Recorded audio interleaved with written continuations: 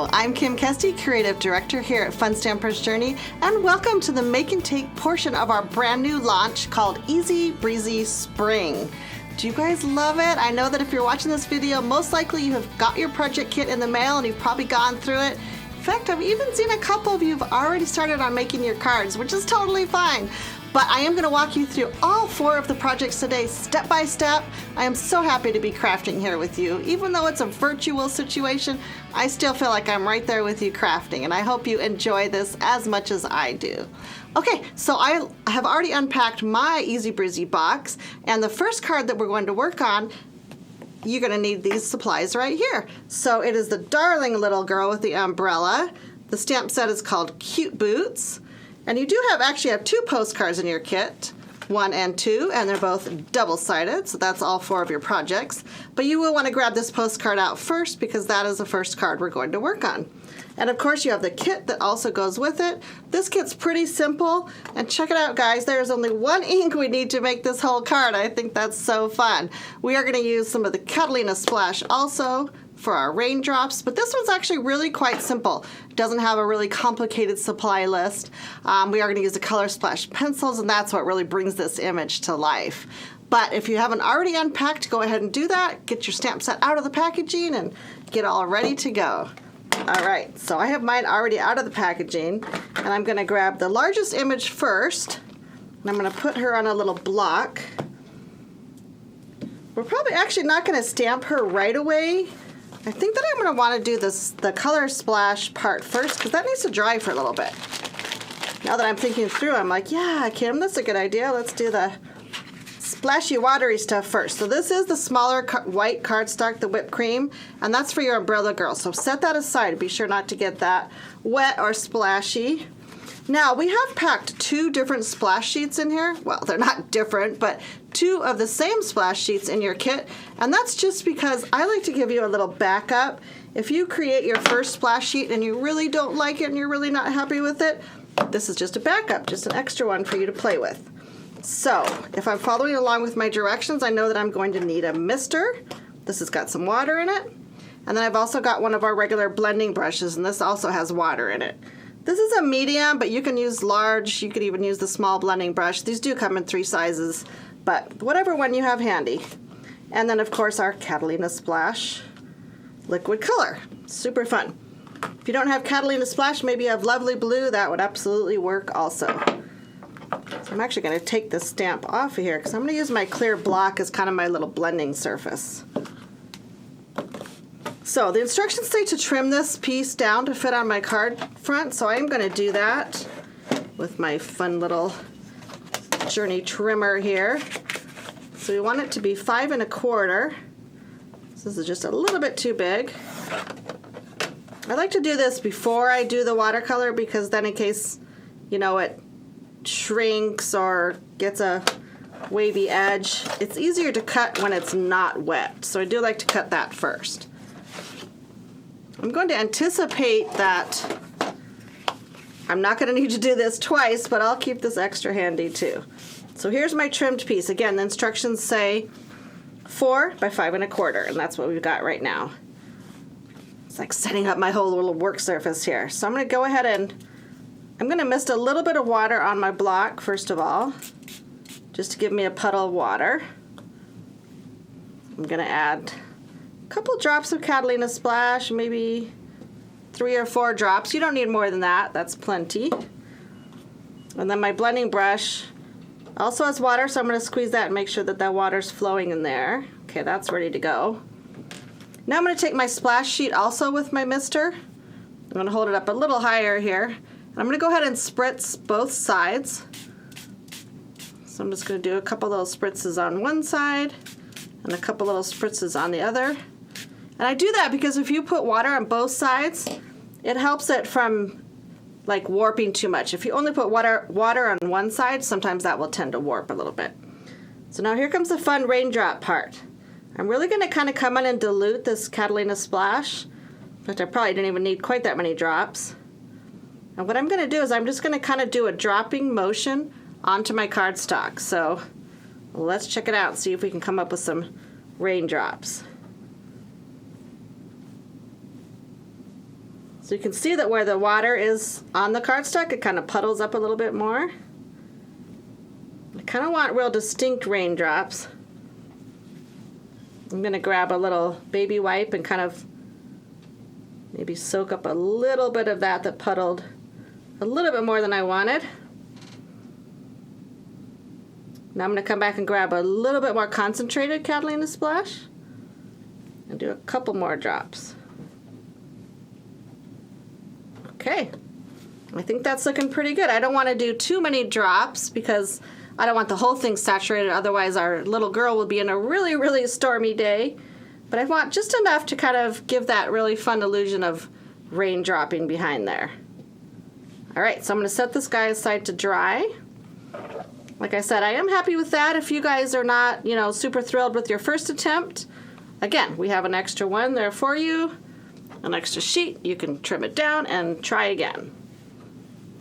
But I'm pretty good with that. So this will be good to let that dry while we move on to our next step. I've got a little bit of water on my grid here, so I'm gonna just move this so my stamping panel doesn't get all wet. Set that aside. Okay, so now I've got a nice dry surface. I don't need the color splash. I'm gonna bring in the rest of the pieces for my kit. So the next thing we're going to do is stamp that little image we were talking about.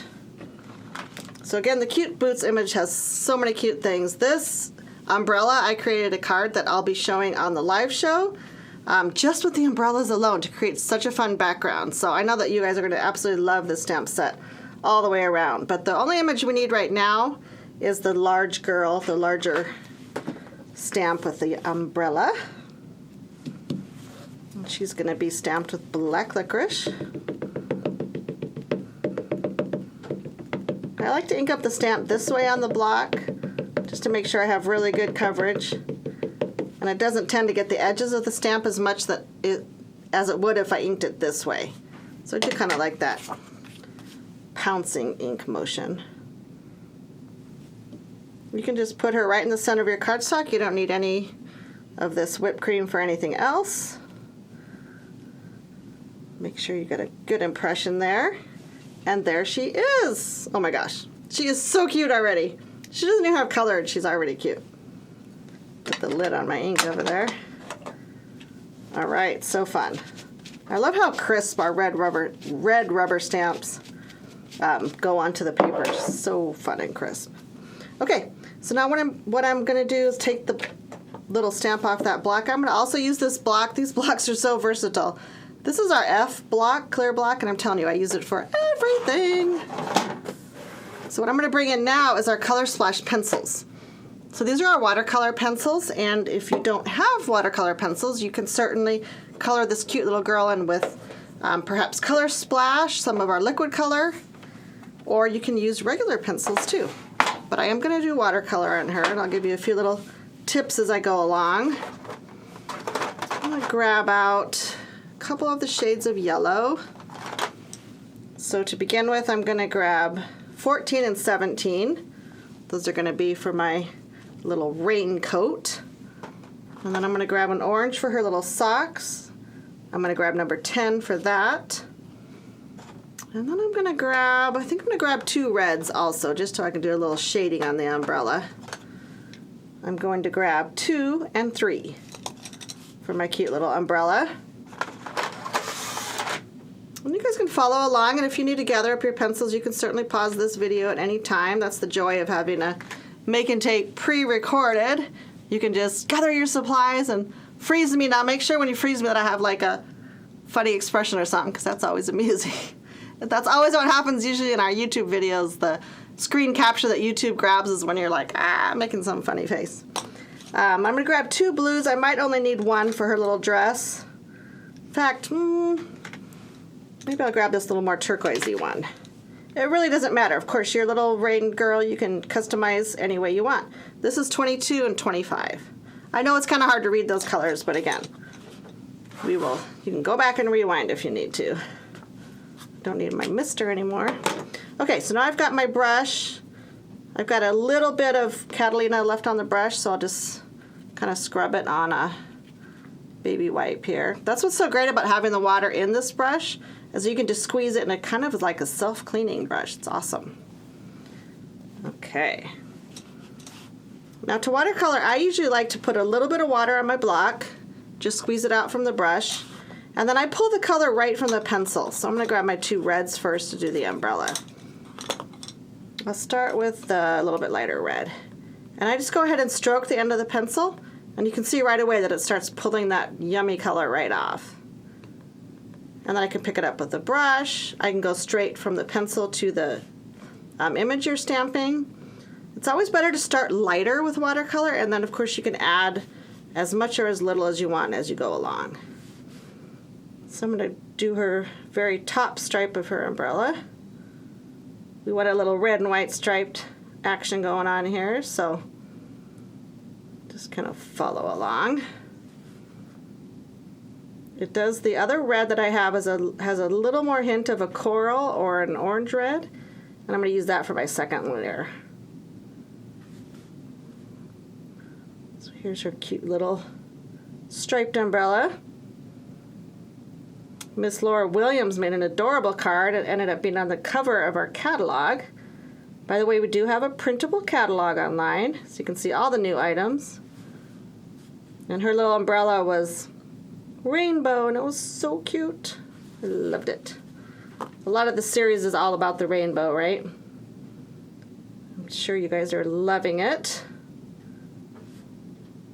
So you can see that my red is not as bright as it's going to end up being.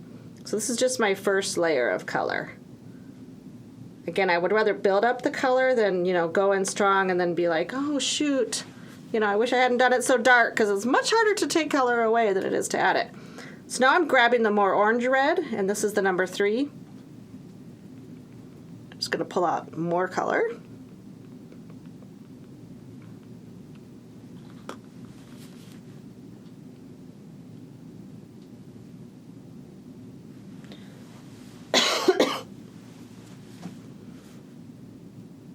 Now I'm just going to add more color on top. I'm going to grab a sip of coffee. My throat is like, hey. This is our very first card. Can't be losing my voice yet. So you see how when I'm adding the color, I'm actually doing it kind of along the edge of the stripe? And it's so fun with the watercolor because you can just come back in, even without adding more color, and then just kind of come in and blend it. Turns out so fun. And this other joy of watercolor is that you don't have to be so precise. If you get a little bit of the color, kind of going outside of your lines, it totally doesn't matter. Or if you don't even fill it in 100%, if you have little tiny gaps of white showing, it's all good. Doesn't even matter. In fact, the whole essence of the stamp set, you can see that a lot of the lines aren't even 100% closed. So I think just the actual image itself lends itself to this technique really well. So I'm going to leave my red for now. I might come back and add a tiny bit more. We'll kind of see when it dries. Watercolor does tend to dry a little bit lighter, once it's completely dry. Now let's work on her little raincoat for a few minutes. So I've got 2 yellows. Again, 17 and 14, I'm going to use the lighter yellow first. And at some point I will come back and wipe this block off, but I might need that red. Her little raincoat, you can just kind of come in. I come in first and basically fill in the whole thing pretty solid. And then I'm going to come back and add some darker shading. So again, fairly quick to do this. If you haven't practiced a lot with your watercolor pencils, this is going to be a fun card for you to work on. Get a little extra practice. Got her little cuff. I don't want to watercolor her hand accidentally yellow. Get her pocket. And of course her little boots are yellow also. So cute, those little boots. That's probably why we named the stamp set Cute Boots, right? You're like, I see what you're doing there. Okay. Now this darker yellow is definitely going to add some fun highlights. This is kind of more of a gold yellow. Too watery. Come in and highlight that pocket. Hope I'm not getting my hands in the way, am I? You're like, move your hands, Kim. Kind of like to go on the edges where there could be a little shadow there. Little cuffs, a bit darker. And again, on the top edge. See how it's starting to really kind of get a little shading action going. Do the same with her boots. And you can also, if you want some really dark yellow, like I said, you can pull color straight from the pencil. You can just go like this, and then you're really going to get a really nice, intense blast of color. Did you see how much darker that was right away? As long as you keep the tip of that pencil moist, the color will just come right off. Soles of her boots a little bit darker. I'll come back and make sure I'm happy with the coat.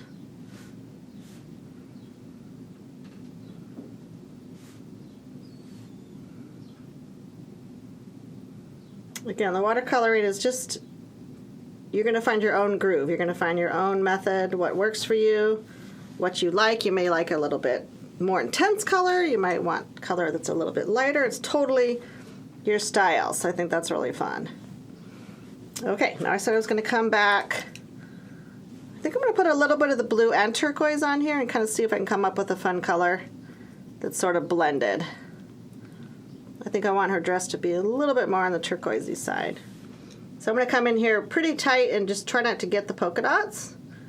May not be 100% successful, but I kind of want to leave the polka dots white so they kind of pop off that little darling little dress. So it's not going to take much to get those colored. It's probably enough right there. All right, then I'll grab some orange for her little sakis.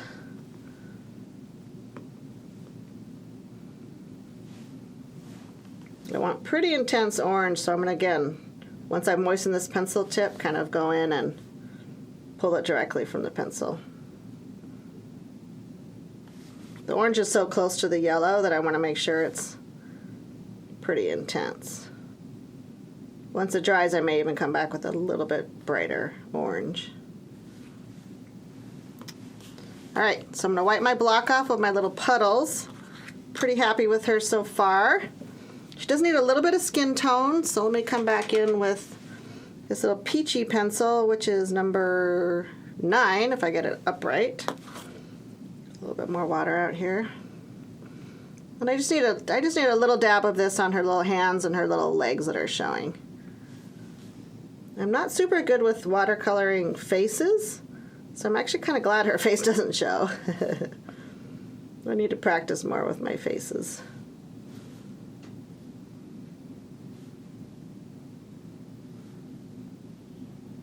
Okay, so 2 little hands and 2 little knees, I guess they are. Super cute so far. So I am looking at my red, and it's kind of dried a little bit lighter, so I'm going to grab an even more intense red. This is number 4. I think I might want my red to pop a little bit more. So I'm pulling some more red out. Ooh, yeah, that's going to be pretty. So again, I don't necessarily have to do all the stripes. I kind of just want to come in with a little highlight and make those red pop a little bit more. And we are going to journey glaze these stripes, and that actually makes the color a little more vivid also. So don't forget that part. Oh yeah, I like how this is a little brighter. Number 4 pencil, you're what I needed.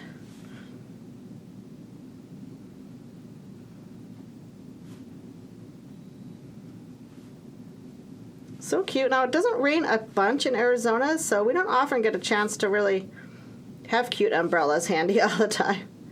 Usually when we're going for an umbrella, it's dig in the back of the closet and get the boring old black one. So it only rains a few days a year here.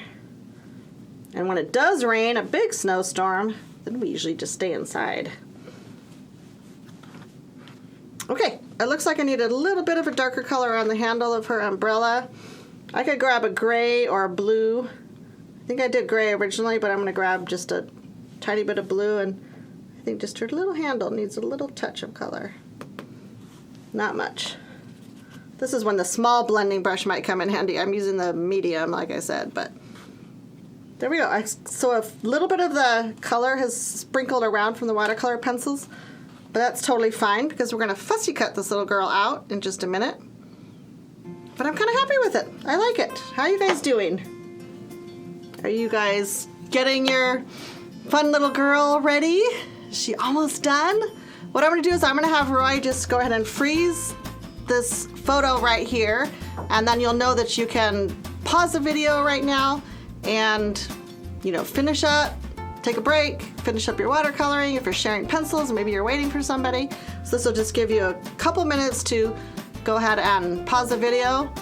If not, I'll be right back.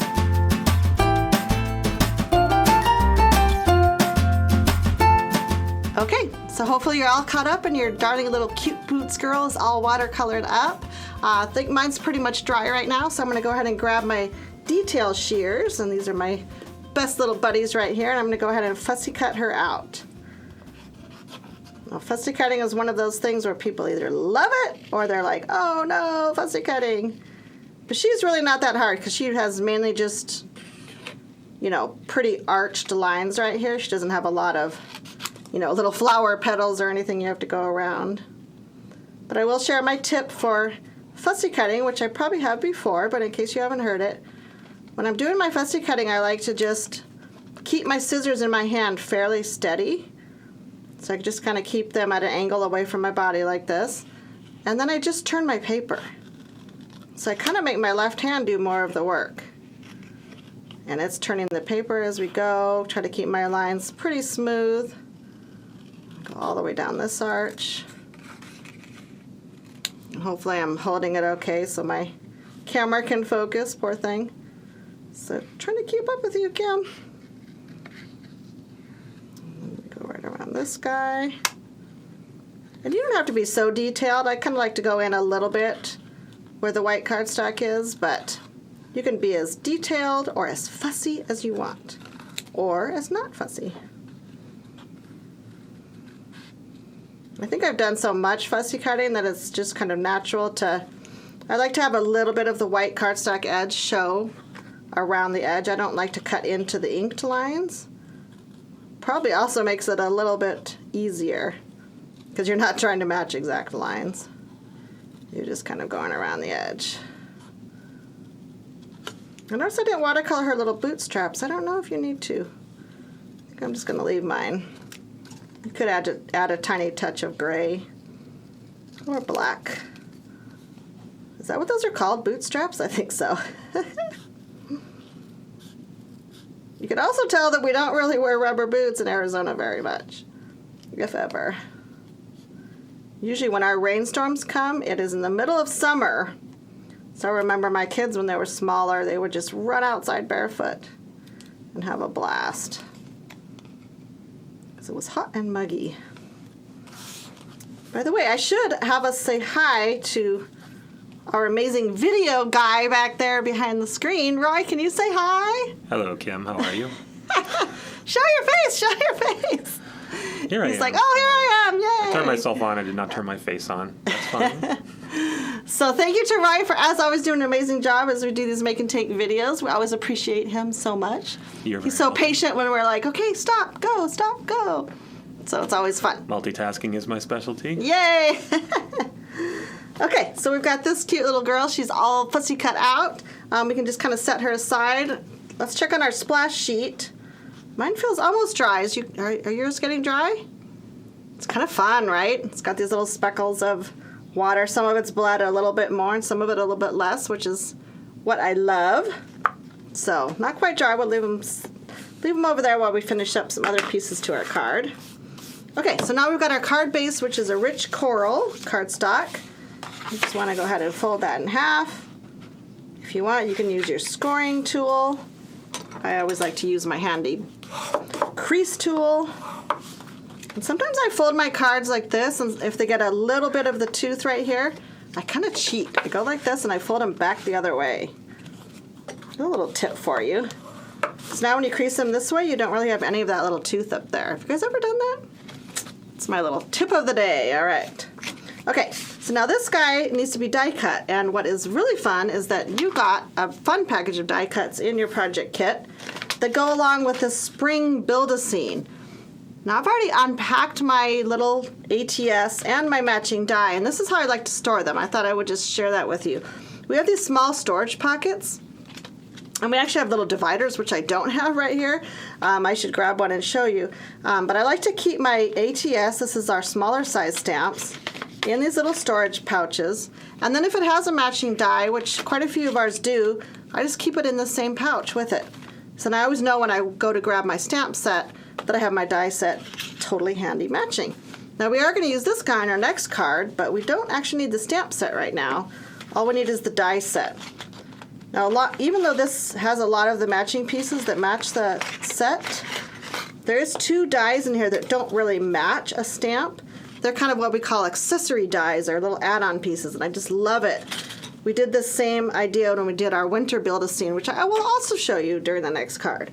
But I love these 2 extra sets. They're going to be so fun for doing, whatever kind of different little scenes you want to do, whether it's a spring scene, a more summer scene. Even use these items in the winter scene to go along with our older set, which is called Winter Build-a-Scene. This hill could be a darling little snowy hill. The arch could be, more of a wintry arch. We're not going to use the arch right now, but just wanted to share with you that it's just a fun extra die. Love it. So we do have this guy, and we do have this piece of lemongrass cardstock. So I'm going to grab my die cutting machine and go ahead and cut this guy out.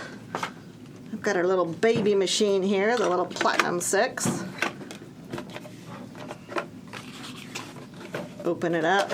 I don't usually do tons of die cutting on my make and takes, just because it's a little bit noisy, but it's okay to do once in a while. Now our just normal cutting sandwich, which of course is on the platform right here, so if you forget, it's always there handy. We're going to put a plate down, we'll put our little lemongrass, and then I just put the die cut side down and run it right through. Close this guy up. That's what I love about this Platinum 6. It folds up so handy. Doesn't take up quite as much space in my craft room. And we can pop this little guy out. Isn't he cute, this little hill? Oh, I just love it. Got that fun little stitch line, just adds that cute little extra accent. I love it. Okay, so this is where we're going to stamp our sentiment. So we want to go ahead and grab our cute boots set back out. And this is the sentiment I chose to use. Rain is just confetti from the sky. I'm going to grab that one out and that little block.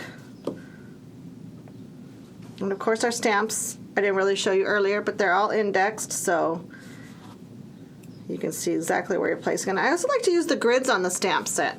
So I kind of put the grids and I'll maybe line up the first line. Rain is just, because I do want to get this, if I can, straight on this little die cut. So now I can use the grids, also maybe the lower grid, and kind of line it up at the bottom of the hill, wherever it ends up landing. So use the grids on your block to your advantage. Now that I'm looking at it, I'm like, is it straight? Yep, looks okay. And I also have one more tip that I do, and that's do a test stamp, guys.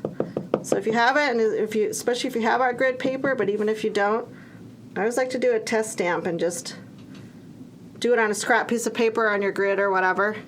And just make sure it's inking up right and it's just how you want to have it placed. So that's my other little tip of the day. Okay, now I come in with my hill. And I just kind of want it basically centered on this upper part of the hill, where the hill is the biggest, I guess I should say. Well, it looks pretty straight, not too bad. Of course, it doesn't 100% matter, but I do like them fairly straight. Okay, so now I can see that I'm going to start doing some layering. This guy's going to go on the background. We're going to have our little hill. I'm going to keep it separate just for now because this is not 100% dry. So close. But in the meantime, I'm going to put some foam dots on this little girl and get her ready to go. Let's see. see. Sometimes when I have little ends, like her little boots or maybe the end of her hand, and I do want to have foam squares, I cut my little foam squares into strips. So these are medium squares, but I can cut them long and skinny like that. See how I just cut one into 3 pieces? And then I can use the skinny pieces to go down where her little boots are. And they fit quite nicely. You could use the smaller foam squares too, but even those sometimes have to be trimmed down. I'll use the other skinny one for her little hand. And then I can use, of course, my regular squares for other parts of this guy. I know I kind of use a lot, but I do feel like it needs to be pretty sturdy on there. One more there and the other triangle piece right there. So good coverage, but sometimes some of us like more dots than others, more squares than others. And this guy actually is going to need squares too because he is also popped up. Oh yes, I forgot that part of this is going to be popped up on the hill, but the umbrella actually needs some double height squares. So I'm going to put 3 more squares just where the umbrella part is, so she's a little bit higher. This is like double popped up. This is crazy, you guys.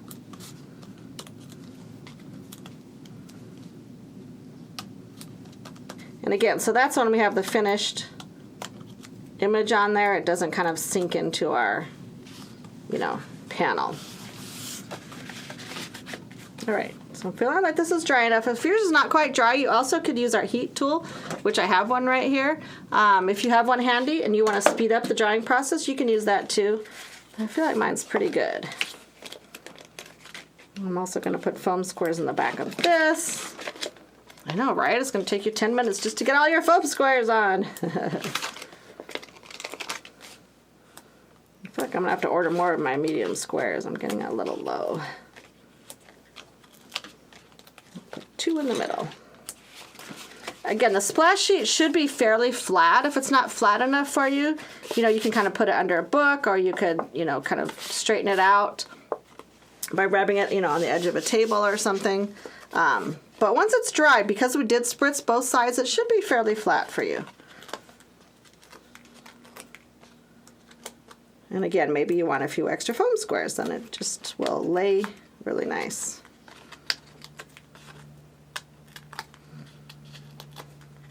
You can tell I'm having a good crafting session. My fingers are already getting nice and inky blue. I love it. Okay, now I did realize that you could put this either way, but I think I want more raindrops at the top.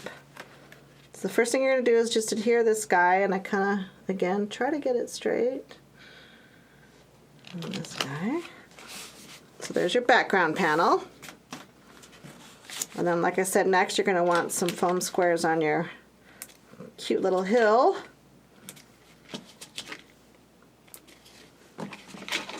I'll cut one more for this end piece.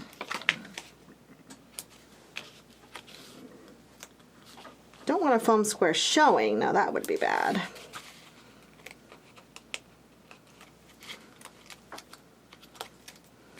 Okay, and the hill, once you get the hill to your actual card front, it gets pretty much centered on your card. So you can eyeball it, or again, if you're super fussy, you can measure if you want. There we go, that looks about right. And you want it fairly close to the bottom, but I do leave a little bit of the splash sheet showing right there. Okay, now we are just about ready for our, look at how cute with the little raindrops behind. Oh my gosh. She's just adorable. Make sure these are all peeled off back here.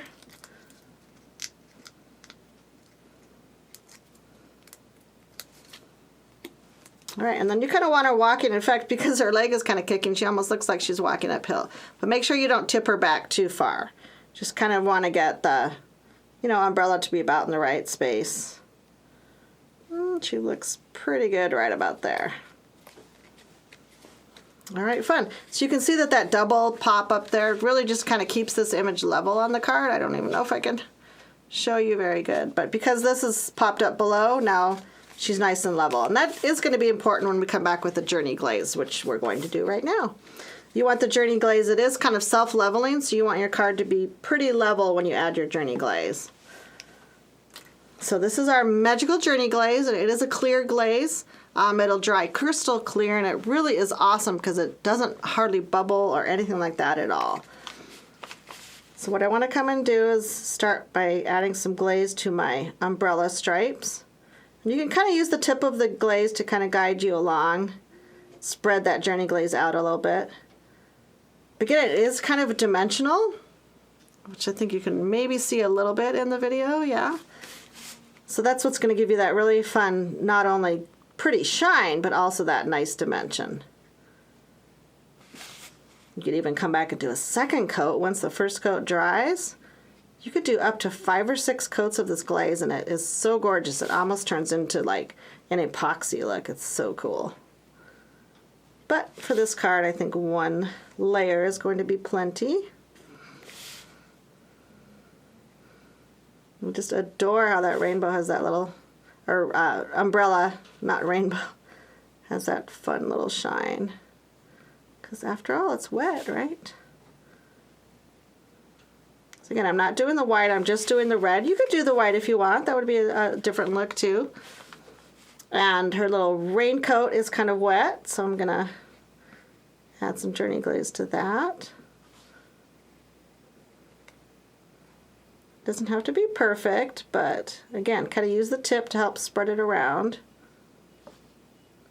I'm not doing her hands, just her yellow coat. And we do put this image on your card first because this journey glaze is going to take a little while to dry. So once this is, finished, then I'm just going to set it aside in a safe place. Not that I would know that you could accidentally smear the journey glaze. Maybe it's happened to me once or twice. And I've kind of learned to put my project in a safe place. So kind of take one more look. Make sure I'm happy with the coverage. It looks pretty good. I've got her boots, her raincoat, and her little red stripes on there. So cute. So I do believe that, except for the drying part, card number 1 is finished. So that was really pretty easy card. The watercoloring took a few minutes, but I think you're gonna have great success on this card. The next card we're going to do is our spring build-a-scene. But in the meantime, I'm gonna have Roy get a nice shot of this, and we can even pause it, freeze it for just a second, let you get all caught up and finished, and we'll be right back with card number 2. Alrighty, so we are back and we are ready to start on project number 2. This is so fun. I'm so happy to be here with you. Again, if you're just skipping around, I am Kim Kesti, and I am happy to be sharing these projects with you from our Easy Breezy launch party. So card number 2 is actually, we just finished this card number 1. Rain is just confetti, so you're just going to flip your postcard over. And this next card is called Hello Sunshine. And that's our darling one using our new Spring Build-A-Scene stamp. So you're going to need that little guy with the matching die, of course. And this is what the card kit looks like. So you've got your lemongrass in the background, a little bit of cool pool, all kinds of fun things here. As I unpack this kit, I'm going to show you how we did already combine our winter Build-A-Scene. Remember me talking about that in the last segment? Get all our little goodies out here. Now you do have a pre-embossed panel right here with our pretty plaid embossing folder. Oh, there we go. So cute. So our team has already embossed that for you in case you don't have that embossing folder at home, but I think it's going to be one you're going to want, right? Other little pieces of paper, and also this pierced rectangle has already been done for you.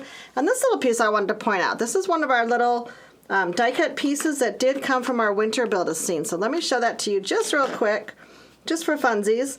So this is our original first set called Winter Build-A-Scene. It has all these darling little images, but it also had this extra die in it, which is this tiny little scallop, and I loved it so much that I thought we would bring it forward into this card for this project. And one other thing I did want to point out too, see this darling little banner in our Winter Build-A-Scene? These 2 new phrases, Spring is in the Air and Hello Sunshine, are actually also meant to be able to fit in that banner. So these 2 sets work together just perfectly. I just love them. So super fun.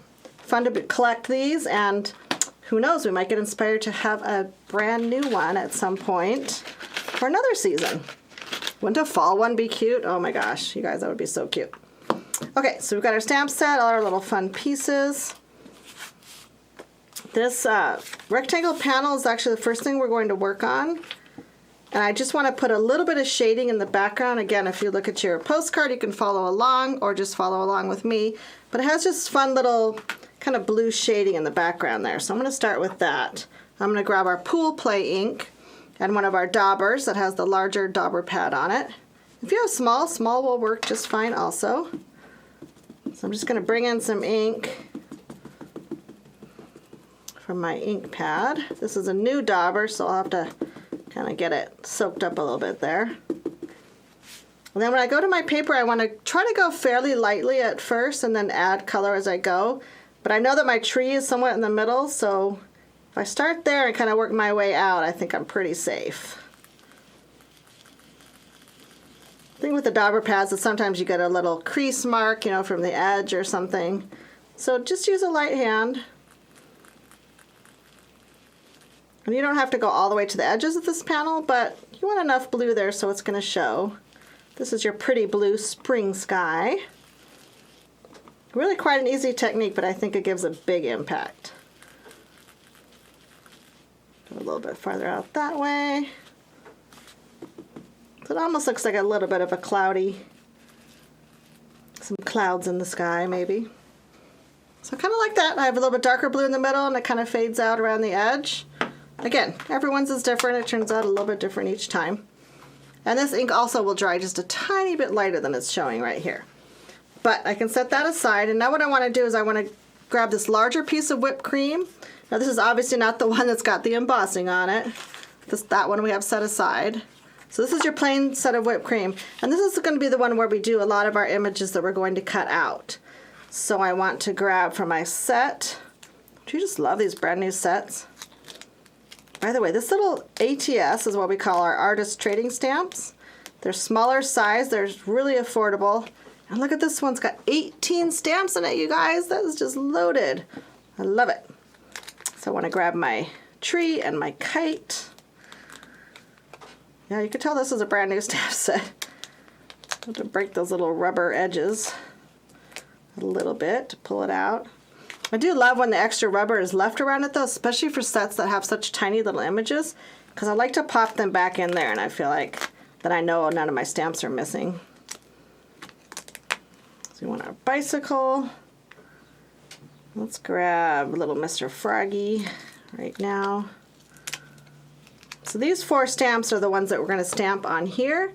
No, I got them all. Yes, 1, 2, 3, 4. These are the 4 we're going to stamp here, and then we're going to end up cutting out with the matching dies. So those are the 4 main ones we need right now. And they're all going to be stamped with black licorice. Just give yourself a little space when you stamp them on here so we can go back and cut them out.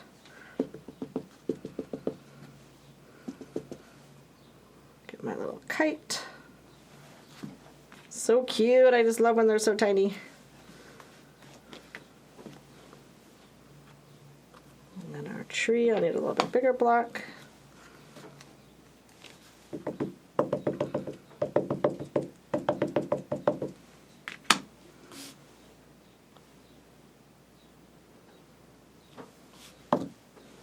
These stamps have quite fine lines on it too. I think they're so dainty and pretty.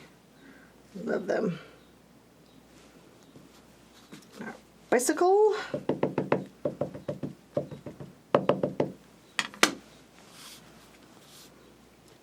Turn this guy a little bit, make sure I have enough room to cut him out. The paper's plenty big enough so you don't have to worry about that too much. And then the little froggy calls for my favorite block in the world, which is this super tiny little block. This is our D block, and it's only about 1 inch square, and it's so cute. Any excuse I have to use my little D block, I love. But look, he fits on there so cute. It's the little things that make us happy, right? So there's a little frog. Oh my gosh, he's so adorable. How close can you zoom up, right? I knew he was going to try it. Look, he's so cute. It'll be even cuter when we add a little bit of color. It'll be fun. Okay, so we've got these little guys, and I'm going to grab out some of the ones that have the matching dies. I think the only one that doesn't have the matching die is Little Froggy. Let's see what we got here. This is the wagon. We're not going to use that one right now. We've got the tree. And we've got the bicycle. And we've got the kite. So little Mr. Froggy, will have to fussy cut him out. But that's okay.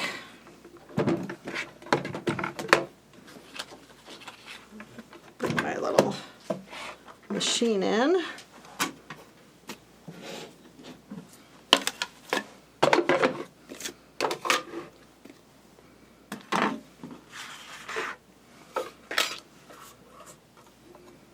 I'm going to use a little scrap of washi tape to tape these guys down, just so they stay in place for me, just perfectly.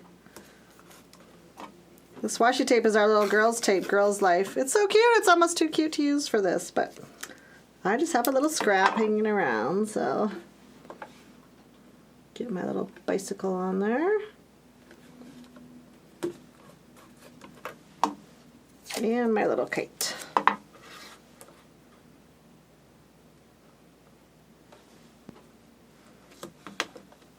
Alrighty. I know we love matching dies for our stamped images. Makes it so easy. Don't have to do much fussy cutting at all for this card.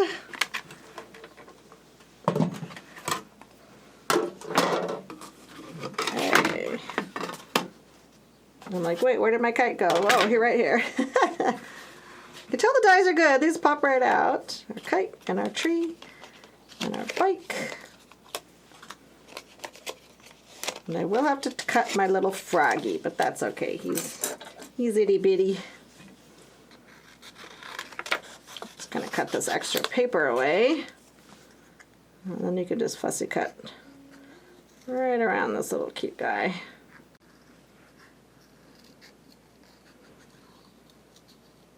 Now we are going to use our color pencils to color these in. You could use watercolors, and this time I chose to use our traditional colored pencils, which are called our Color Burst pencils. But of course you can use watercolor if you want, that's perfectly fine.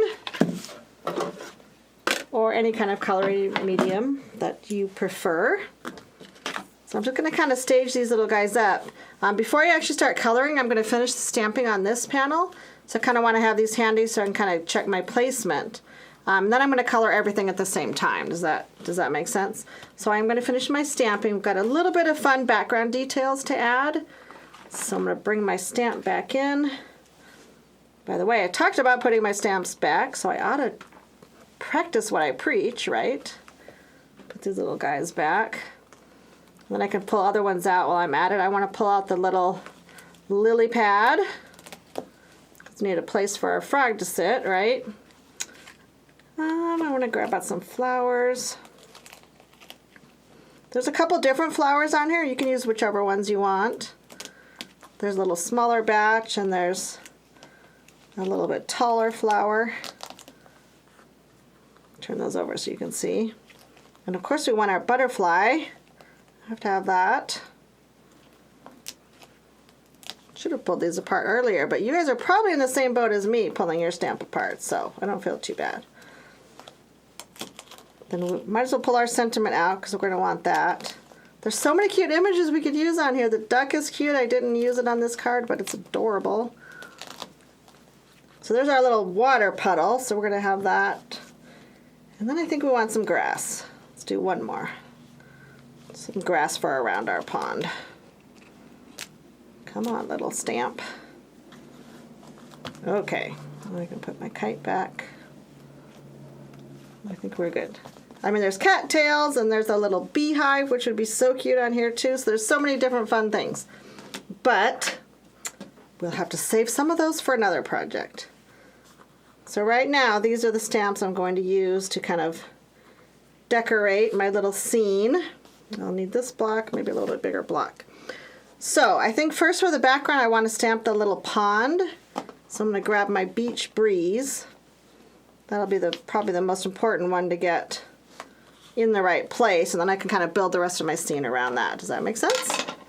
I hope so. And we are going to add a little bit more color to this pond too. Don't stamp your pond too low because you are going to put your little sentiment here below. So don't stamp it too low. You want it high enough so you can see it. Doesn't get all covered up, right? And then I think we'll do the lily pad. Just a few other colors here. We'll do our lily pad in lemongrass.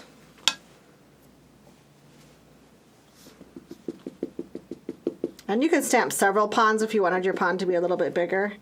But I think I'll do my lily pad just kind of a little bit, you know, on the right side of the pond there. That looks pretty cute. Oh, I'll keep my lemongrass out because I want to do some grass too. It's like stick.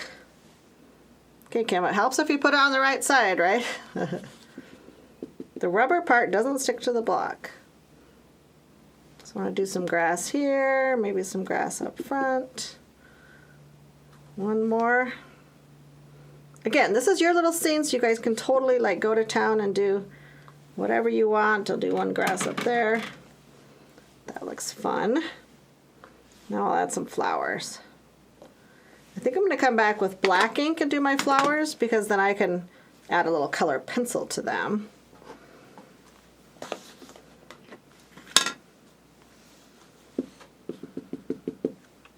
I kind of want my bike, and so I kind of keep these handy. I want my bike not to cover up my flowers, so I'll do my flowers, you know, high enough so they'll kind of peek out behind that bike. Do one more here. Then we'll do this other flower. Again, I think you guys are just going to have a blast creating your own little scene. It's going to be so fun. I wish I could be there with you and see how your little scene comes together. Let's check this bike again. Put one right about there. I think that'll be cute. A little few flowers peeking out behind the bike there. That one's good there. I think that's enough for now. Again, you can add as much or as little as you want. There's one last piece to stamp, and that's our little tiny butterfly. It's so small. I'm going to want to stamp two of those kind of in the sky area over here. This side's going to have my kite, so I want my butterflies to be over here. Again, using my tree for placement. I'll do one there, and one a little bit higher. There we go. So you can kind of see how it's coming to life already, how we'll just be coloring and adding these images and building up the rest of our scenes. So much fun. All right, let me set this aside. Clean my stamp a wee bit is not a bad idea. Okay, so now I get to bring my colored pencils in. And like I said, we are using the Colorburst pencils. You can use any kind of coloring medium you want, but these guys are really fun to play with. They're excellent quality pencils. They blend really well, so we're going to get some great results with them. We're going to be using all kinds of colors from here too. You can tell these guys are well worn, so I'll just kind of stage them out here and I can grab any kind of colors I want. Let's start with some green for our little tree.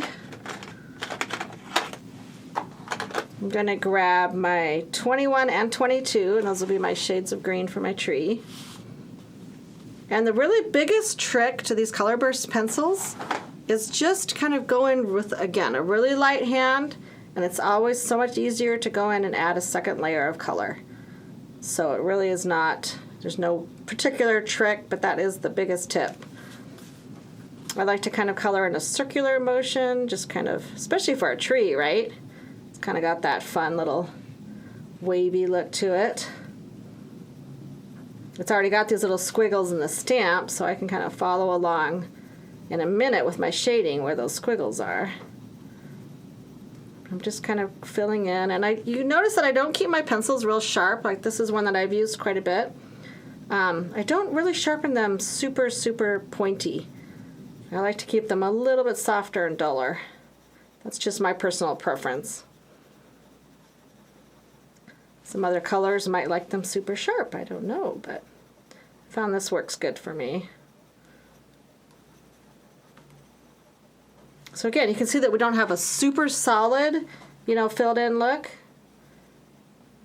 But now I can come along the edges of the tree and then I can press just a little bit harder. I'm going to call this like my medium pressure. And start giving some definition to the edges of those trees.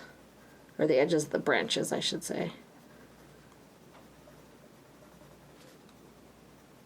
So again, if you like to take your time and really just spend a lot of time coloring, that is totally awesome. I think I'm sort of I guess I would call myself a pretty quick colorer. I don't spend too much time, but now I've got my little bit darker green and I want to come in just kind of where those squiggles are and bring a little bit more definition in. And then I'll show you a fun blending tip. Again, these little accents, these little highlights just makes the tree kind of come to life a little bit. Now because the pencils are so creamy, I come in with my original green, and now when I go back over these guys, it's really just going to kind of blend them together. Isn't that pretty? Hopefully you can see that on the video. I think you can for the most part.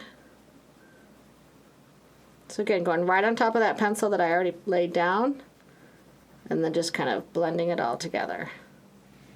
So our pencils have a tiny bit of oil in them. I think that's what makes them so lovely to blend. Yeah, it's still kind of using circular motions and just kind of going around and just having fun with that guy. Make sure he's all evened out. Okay, now I need a little bit of brown for his trunk. Going to grab 38 first.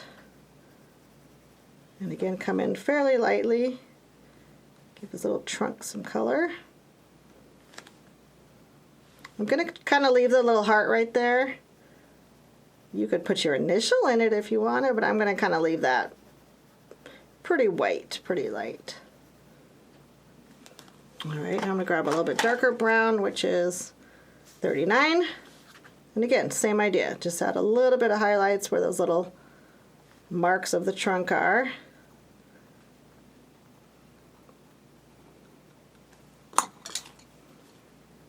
And then coming back with my original lighter brown and going over one more time.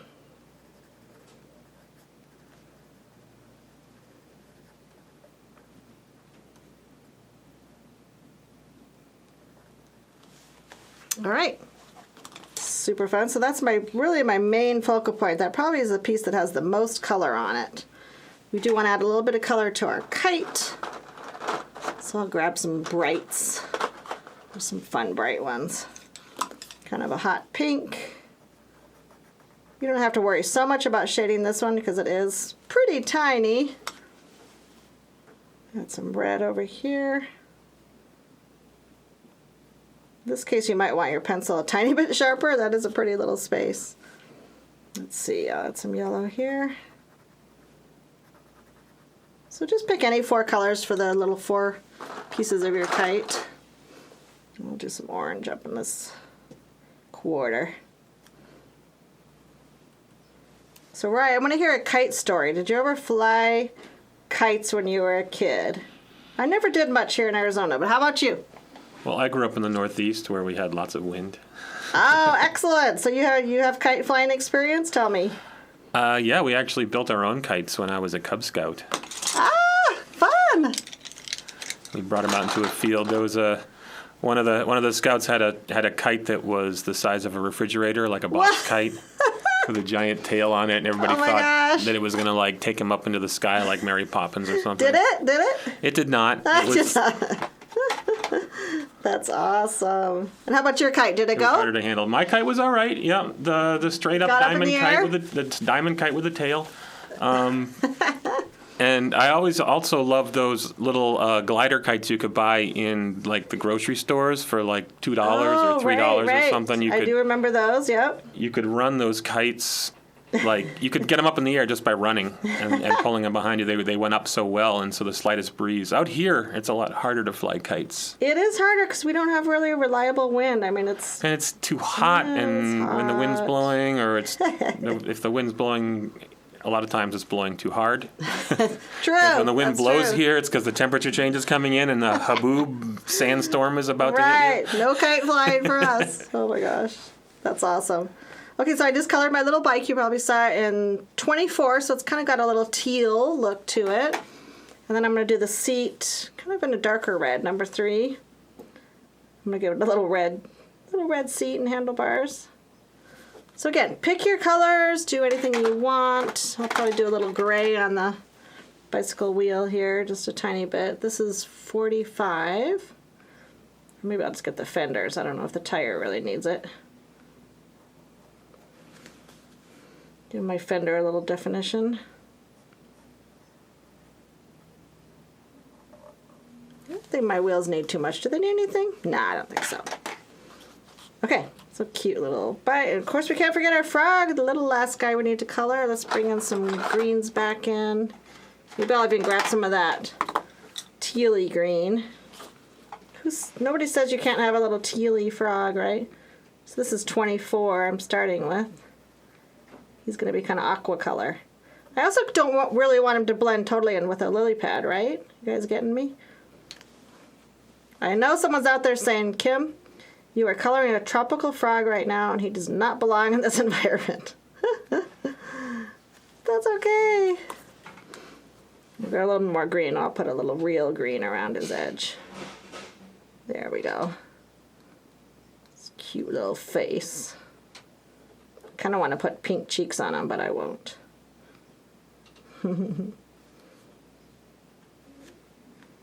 Okay, he's kind of the star of the show right here because really he's really the only thing that's, you know, quote, alive in our scene right here. So I love that. Okay, so frog, bike, kite, got all these little elements done. I'm going to kind of set them aside up a little bit higher right here while I work on my sentiment. Because I want to show you a few little tips for trimming this guy. Move my pencils a little bit. Okay, so the sentiment we're using is the Hello Sunshine. And it's kind of a little guy. It does fit in that banner, but I didn't use the banner from the other set because obviously I don't know if you all have that other set. So I'm going to stamp this and heat emboss it. So I'm using our clear pigment ink. And I'm just going to stamp the little word, Hello Sunshine. And your black cardstock should be plenty big enough, but try to get that sentiment more or less in the center because we are going to add just a slight little bit of a tail on either side. Okay, I'm going to borrow this mat right here to put my embossing powder on. So this is white powder.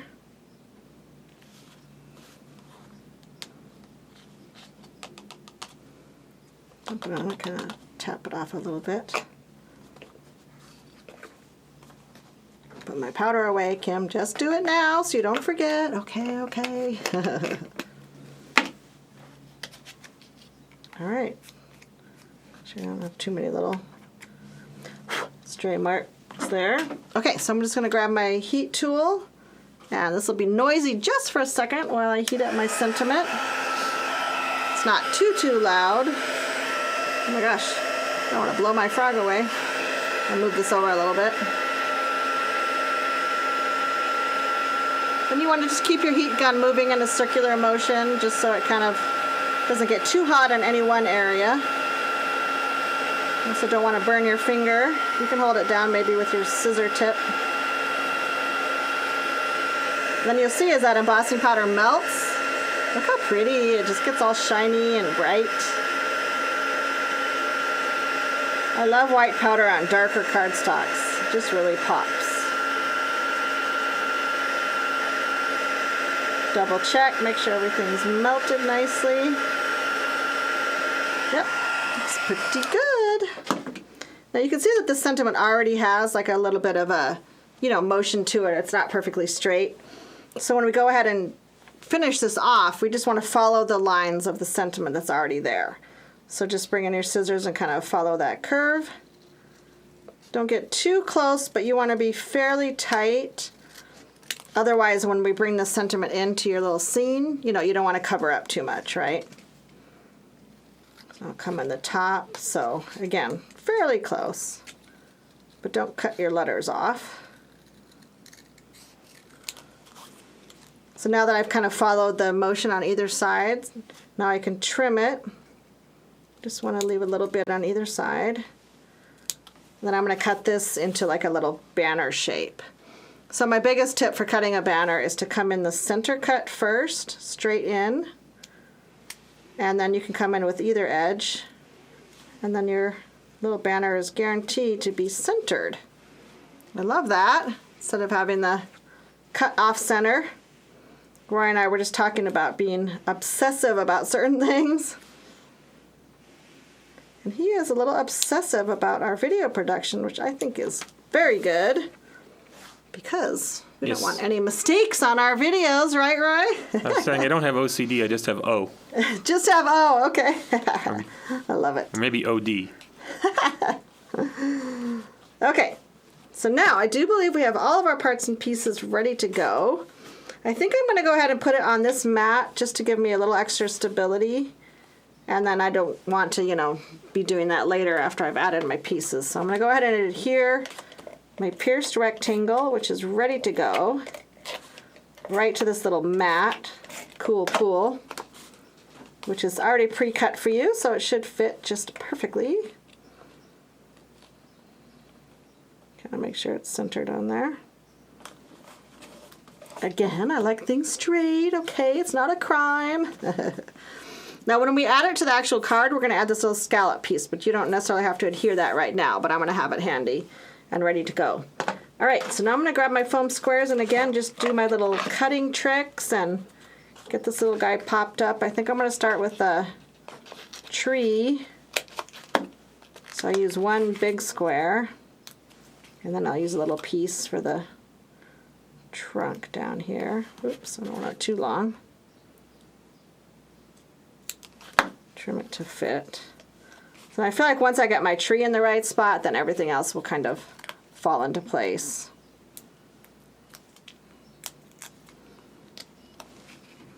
So did you guys put an initial on your tree? Tell me, did you?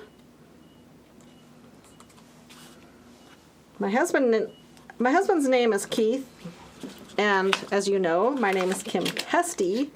So yes, we have lots of K's. We have Kim and Keith Kesti. Someone once asked me, do your kids have names with K's too? And I said, no. Too many K's.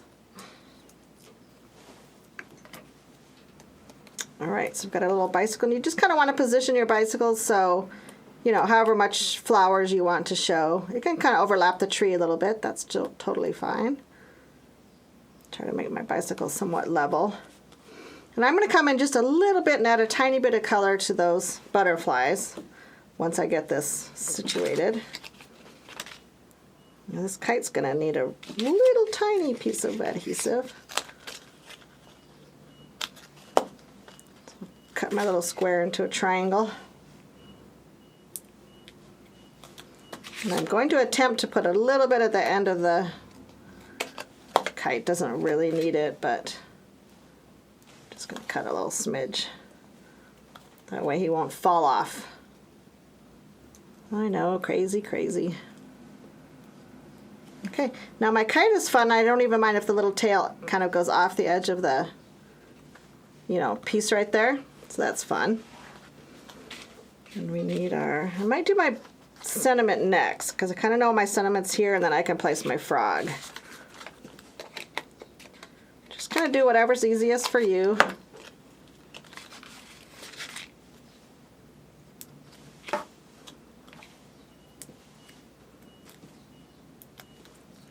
you guys ever get these little ends of these foam squares everywhere?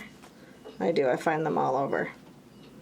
So again, I don't mind if the little end of the tail goes off this card panel. Now I want it fairly low, so somewhere right around there. Awesome.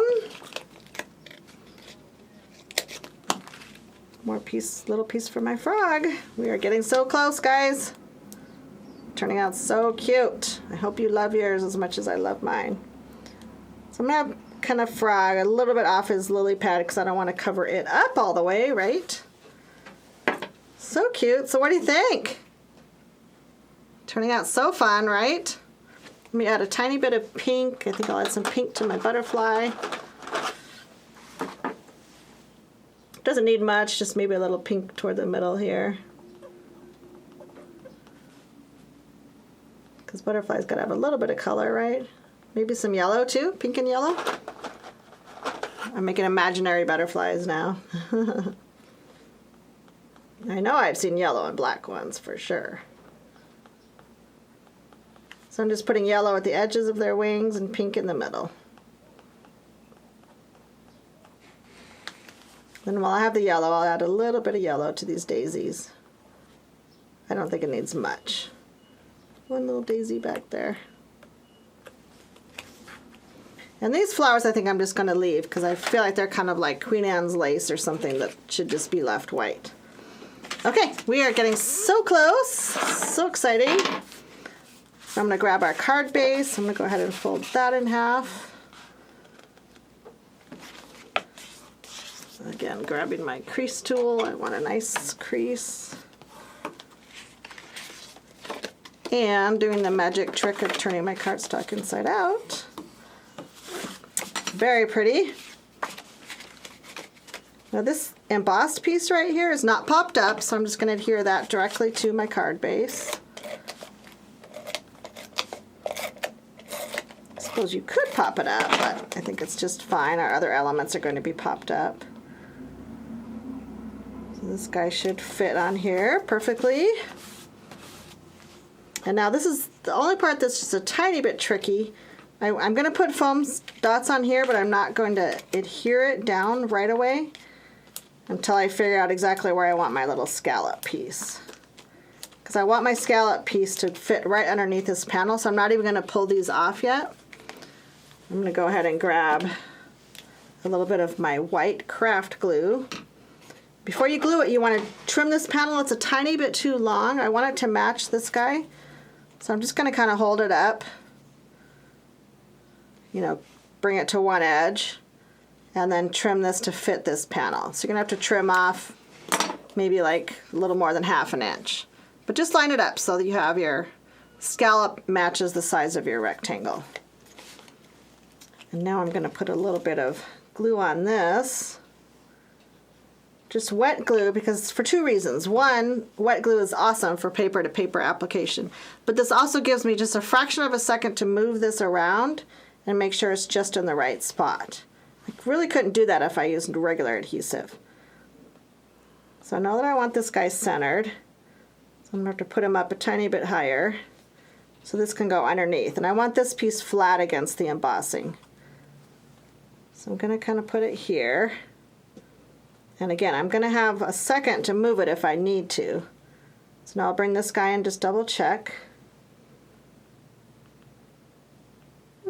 It looks pretty good. I might want it just a teeny bit higher. So again, because it's got the wet glue, I can just fractionally move it up just a tiny bit.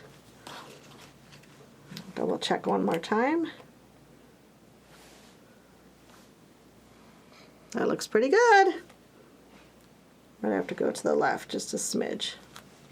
Ah, there's that. Oh, right. Okay, so now I can press this down. I know it's where I want it and make sure it gets adhered really well. And now it's time to pull these little guys off. Then I have a few little gems to adhere, and we are just about done.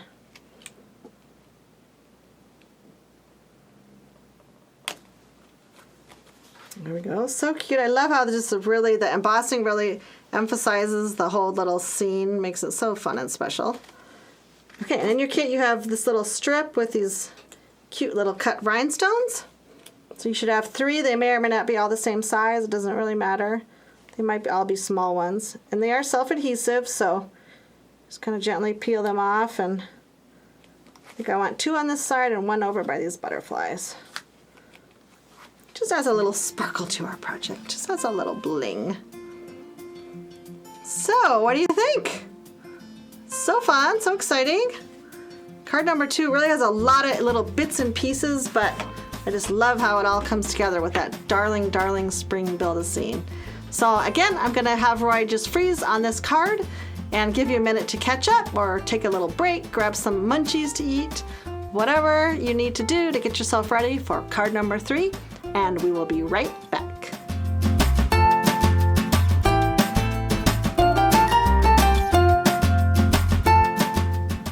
Welcome back to our Easy Breezy Launch Party Make and Take session. We are all set for card number 3. This is a really cute project and it has a little bit different coloring technique that I think you're really going to enjoy.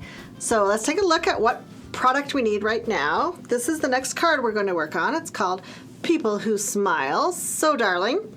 We have a brand new embossing folder that you got in your kit. We're going to do some embossing with that. I know you're going to love this one. It's going to be a favorite. And of course the card kit we need is this one with this fabulous watermelon fusion background right here. So those are the 3 pieces you'll need right away. Go ahead and kind of move the card over to the side as we unpack our kit. Like I said, we're going to be coloring this guy with pan pastels today. I think it's going to be so fun. I also experimented with this same embossing folder with some watercolors, which I think is going to be another fun technique for you to try. But now you have your very own embossing folder. You can try all kinds of techniques. Go ahead and open that guy up.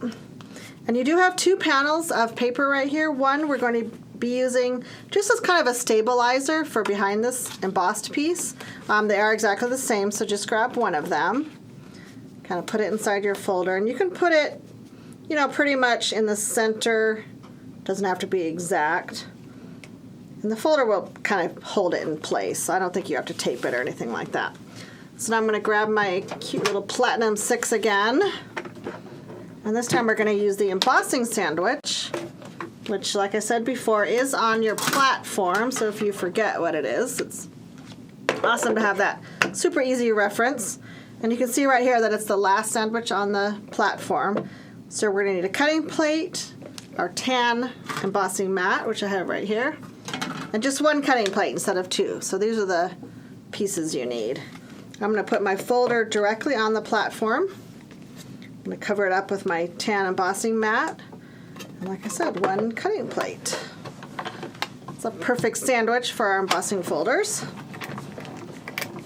Get a fair amount of pressure as you go through because it's going to give you that really pretty deep emboss. Set this guy aside.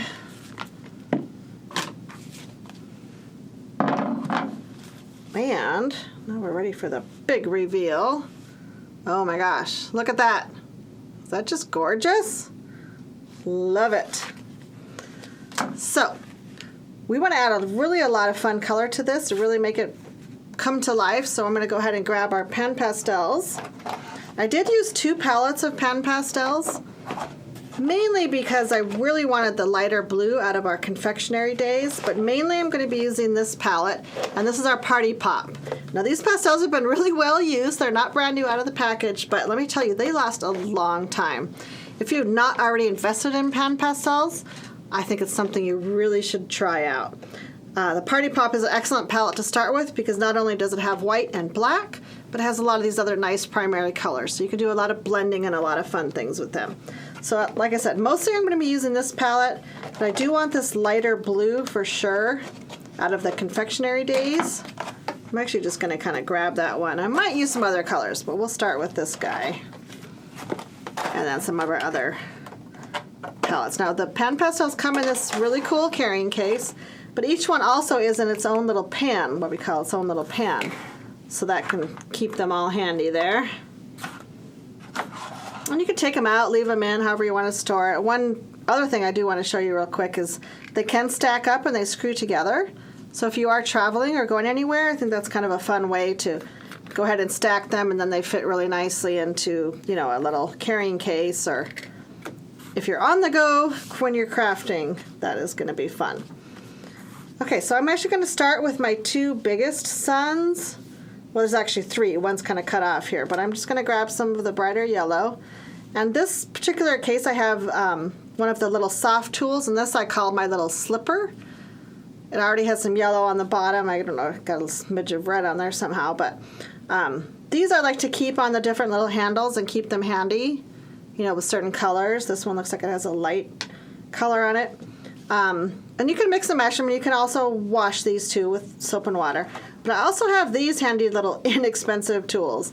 And these are just little cotton swabs. So I'm going to use these on some of my finer colors when I want to get into my rainbow areas.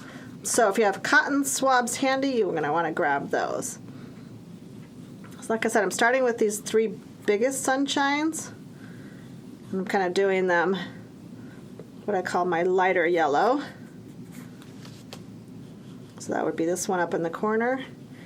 And when you apply the pan pastel, it is so amazing because it's got such great pigment in it. You don't even have to grab that much of the actual product. You just apply it on it, it just goes right into that cardstock, and it's so pretty. This has these great sun rays, so I'm going to kind of want to go all the way out to those sun rays.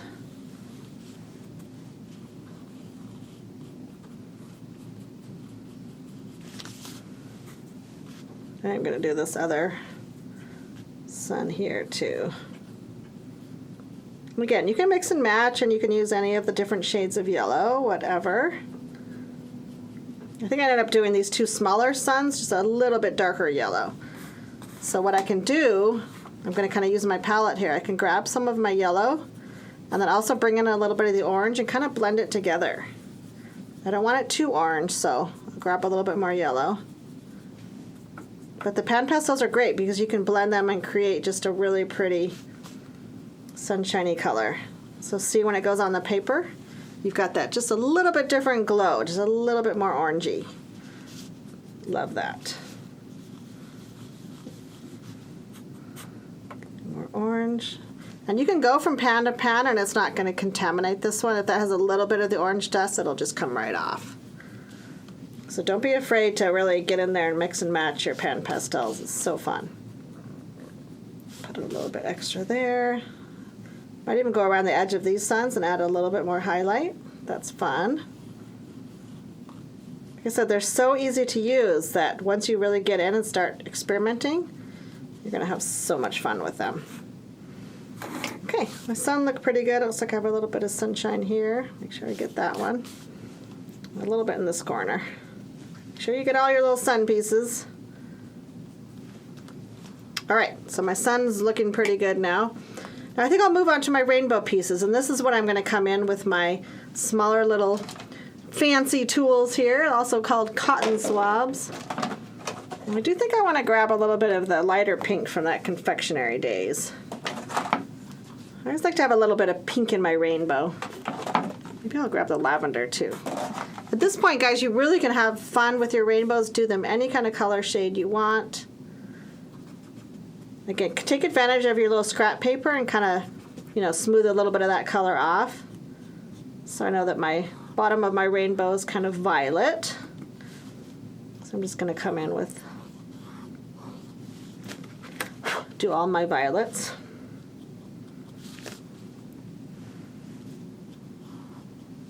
I think that's about it. You can also use the clean end of your applicator to kind of, pick up any extra if you have any little extra dust hanging around. So now I'll skip over to the top of my rainbow and bring in my red. I did tease Roy the other day about my Roy G. Biv rainbow colors.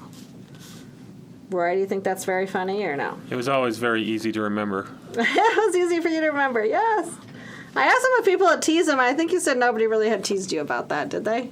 No, my tease really. was Roy the Toy Boy. Roy the Toy Boy? Oh, dear. Why'd you tell me that, Roy? That's kind of dangerous.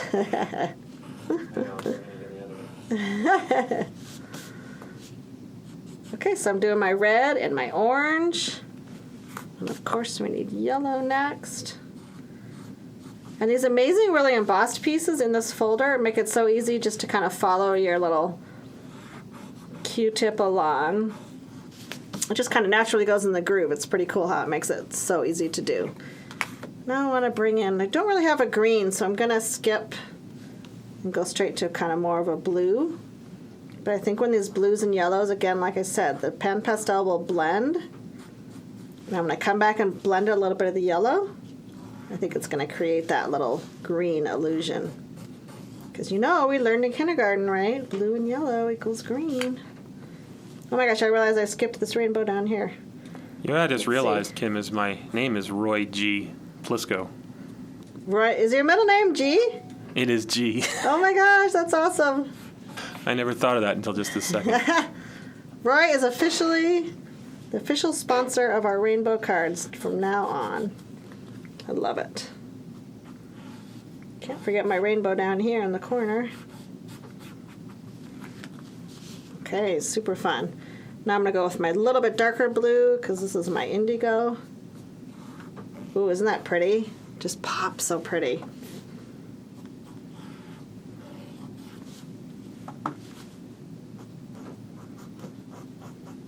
Okay, now I promised I would come in with a little bit more yellow and kind of blend those blues and yellows together. See if I can get a little smidge of green. Oh, check it out. Do you see my green popping in there? Let's try it on this bigger rainbow. So right between my yellow and blue, I'm going to come and blend those two together. Ah, it's like magic! I have green. So exciting. Sorry, I'm kind of a dork sometimes. Science. I know, right? The science of blending colors. I love it. It's so awesome. Okay, so now I want to come back, and these colors are looking amazing. They're looking all bright and vivid. But in order to make them pop a little bit more, I want to come in with that lighter blue I mentioned earlier and just kind of come in with some of these background areas. So I'm going to grab my other little slipper that just has a really light pan pastel on here.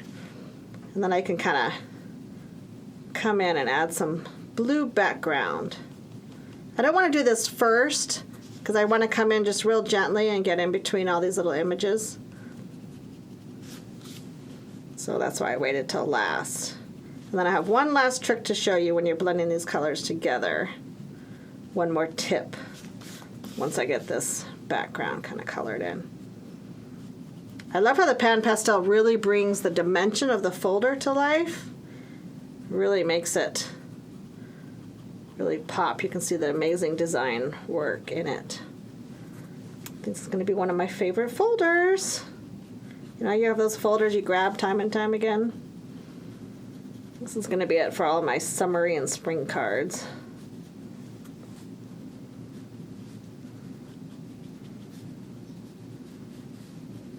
Okay, so you can see that I didn't come in super close to all of my images, totally fine, but it really makes those other colors pop that much more. Kind of budge these guys aside. Now, my last tip is to grab one of your soft tools. Now, you do get a set of these in each of the set of pan pastels you have, so keep them handy, you know, use them all the time. This one's fairly clean on this side, so I'm just going to come in and just kind of do a little dabbing and a little bit of smooshing. And I think this just helps blend like those background colors and those suns kind of all together. I don't want to move a lot of color around, but you can see it's picking up just a little bit on my sponge. And it just kind of smooths all those different colors together. And it also happens to pick up if you have just a little bit of extra dust on your project. Now, people often ask if you need to seal the pan pastels once they're on, which you probably would have to do for a real traditional. Oh, this guy came apart. I'm going to have to adhere that. But you don't have to seal this. Once it's done and it's dry and it kind of sets, I would go ahead and let it set for a few minutes while we work on the background of our card and our sentiment. By the time you're ready to go, it really should be quite dry. You should be able to touch it and not get it on your fingers. So, works pretty good, you know, without the sealer. Okay, so I'm actually going to move this little palette over here, put that on my scrap palette so I don't get any additional pan pastel around. Then I'm going to bring back my card base. This again is the card panel, which we're going to adhere on the back of this just to support it more, which is probably kind of a good thing because my little green end of my rainbow just kind of separated there, but I'll be able to adhere it back together when I put it on that back panel. And then this is the mat for our cards, so we're going to set that aside too. Might as well fold this guy and get it out of our way. This is our card base. My crease tool.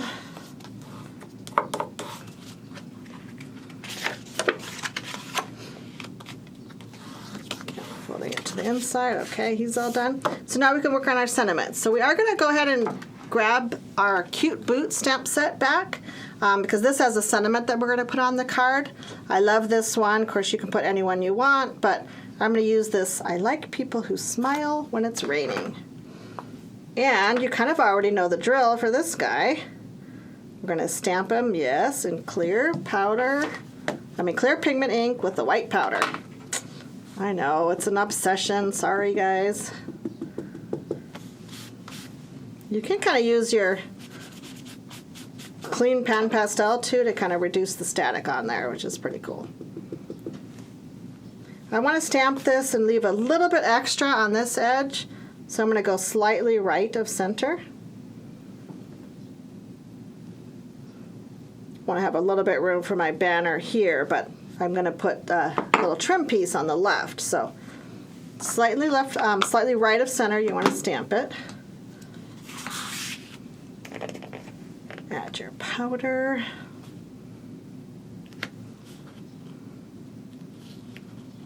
I've taught classes before for embossing, and I usually set up a little embossing station. Do any of you guys do that when you have friends over? I kind of set it aside and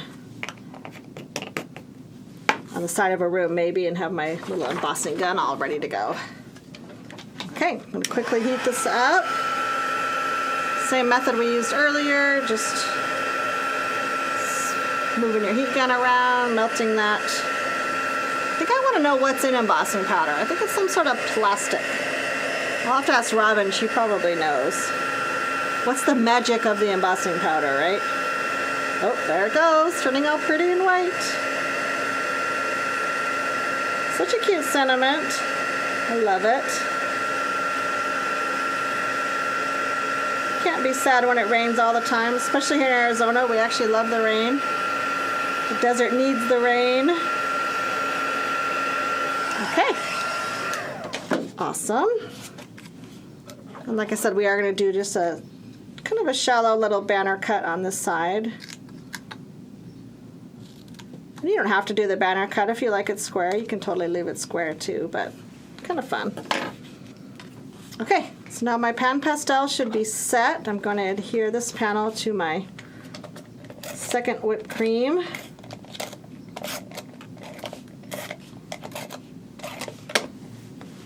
Put a little bit of extra tape here where my little rainbow piece fell off. You don't really want this to show, so sometimes I'll turn this upside down and just, you know, try to line this up from the back side really well. Again, making sure. I could put wet glue on this too to hold this piece, but it did get a really nice deep emboss, didn't it? Sometimes if your embossing folders crack just a tiny bit, one extra tip to do is to get your media mister and just spritz it with a really light mist of water before you emboss it, and that kind of solves that problem. So it's pretty good, pretty cool tip. All right, so now we've got this matte, and this is just going to kind of be a tone-on-tone matte. Should we pop it up? I don't know. Should we pop it up? Yeah, let's pop it up. Why not? Since it's got the stabilizing piece on the back, that kind of tells me, yeah, I should pop it up.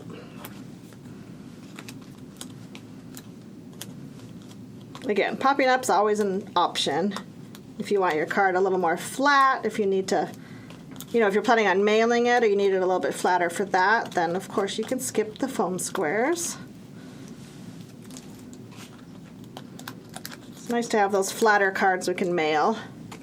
So many of my cards end up being just either tucked in gift bags or given in person that I don't always stress about, you know, keeping them super flat. This one I think I'll just go straight to the card base. You could pop it up too and have a double pop.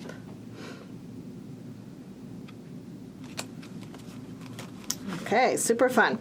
So what's going to be fun about this is we're going to be adding some fun embellishments, but I'm going to add this little twine piece to it next. We want to do this before we add the embellishment pieces on top. So we're going to go ahead and grab our twine and wrap it around this little guy. You can wrap it, well, leave enough to tie a bow. And then continue to wrap it around. I wrapped it, I've got to keep count here, 3 times.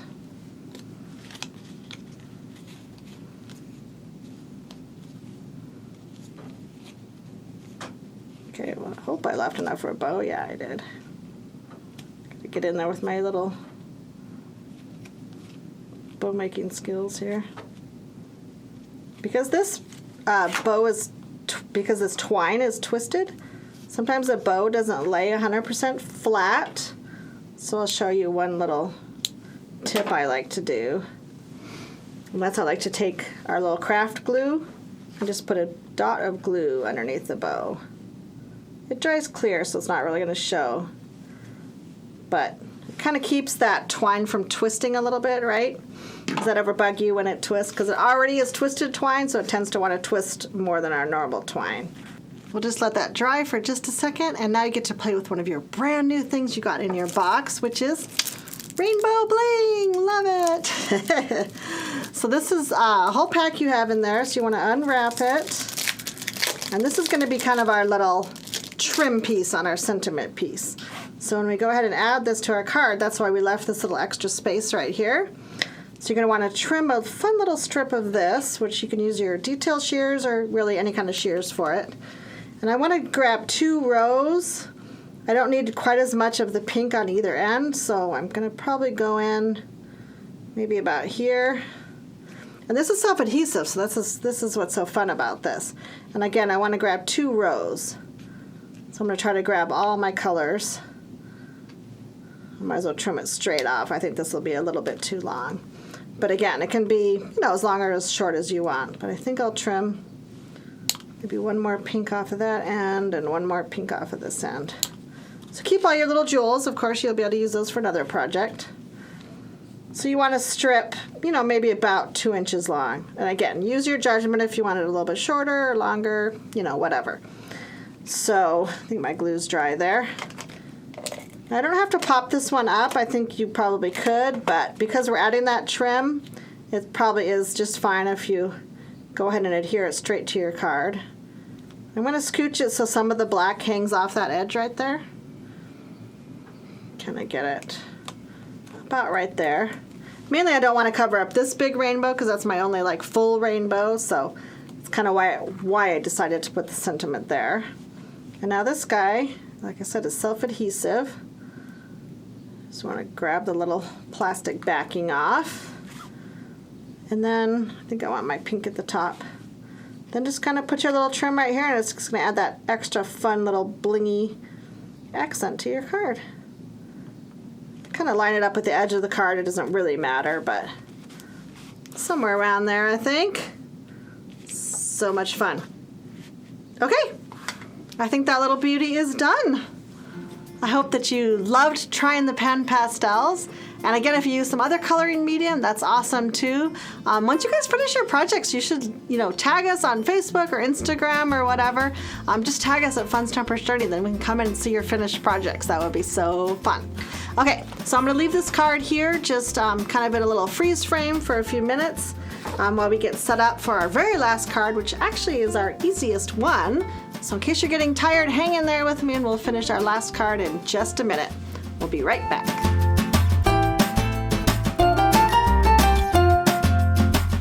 And welcome back for our 4th and final project for our Easy Breezy Spring launch. I've been having so much fun, and I hope you are too. This last card really is the easiest card of the whole bunch, so power through and we'll finish this last card together. Love it. So this last card we're working on is called Smile, and it has a kit which is pretty obvious since it's your last one left. Has a cool pool card base and some of this fun pattern paper. And you also will need your darling little pinwheel die. So that came in your kit too. We're going to be using that to die cut a little pinwheel.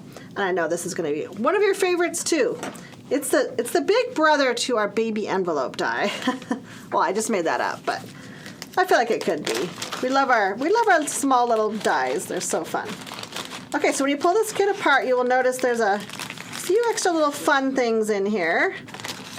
One of which is this little stick way at the bottom of my bag. So don't lose that guy. That is actually the little base of our pinwheel.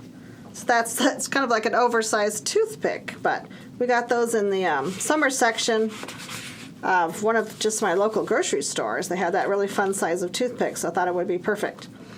So again, we've got our fun pattern papers, our little bag of embellishments. We'll talk about those in a minute. But I think the very first thing we should do is cut out our pinwheel. Don't you guys think? I really want to get in and grab this new die and have so much fun with it. Let's get it pop it out here. So this is really the only die cutting we need to do on this project, so bring our little Platinum 6 in. And this is just your basic die cutting. Sandwich it between the plates. I like to put my die cut side down. Some people do it this way with the paper on top, but I don't know. I want to make sure it's lined up, so I usually put mine blade side down. Let's run that little guy through. So we're making a yellow pinwheel, a lemon drop pinwheel. To be so bright and cheerful. I could just see a card with maybe like 3 of these pinwheels on it. It'd be so darling. And there it is, a little scrap. And you can see that it not only has the center hole, but it also has these 4 little holes on either end of the pinwheel, so you know exactly what you're going to do when you go to assemble it. So that makes it really perfect. I'm going to set that aside for just a second. I do want to add a little bit of color to this panel before we start assembling our pinwheel. And this is the exact same method we used in our earlier card, our card number 2. And that's just adding a little bit of Pool Play ink to the center of this panel. Now this panel's die cut for you already. It has this cute little stitched edge to it. So you just want to come in with your dauber and just give yourself a little hint of spring sky there behind your pinwheel. That looks pretty good. It doesn't have to be super dark or anything. Set that guy aside. So now we'll come back and start assembling our pinwheels. One thing that is really going to be helpful to you is the crease tool. The crease tool is going to be your friend when you start assembling the pinwheel. I'm also going to grab into my little bag of embellishments here because I have a brad that's going to hold my pinwheel together. So I'll dump all these guys out. We'll talk about our little smile in a minute there. Don't lose your pieces to your smile. And that means your dot for your eye too. Keep those handy. Put my twine aside. Okay, so now I've got one cute little blue brad. I think everyone got blue. I don't know if people got different colors, but so what I want to do is I want to kind of start breaking the fibers of this paper. And at first it doesn't really matter which way my pinwheel curves. I kind of want to just gently, and there's the key word, gently, use my crease tool on all parts of this paper. So I am kind of going from the center and moving out, but I'm not actually trying to crease my pinwheels quite yet. So what I'm going to do is I'm going to turn it over, and I'm also going to go back the other way.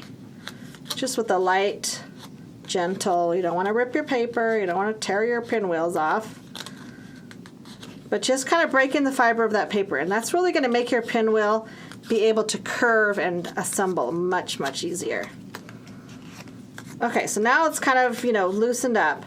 Now what I know now is that these ends with the little holes in them are going to be the part that's going to curve into the center of my pinwheel. So that tells me what direction these need to curl.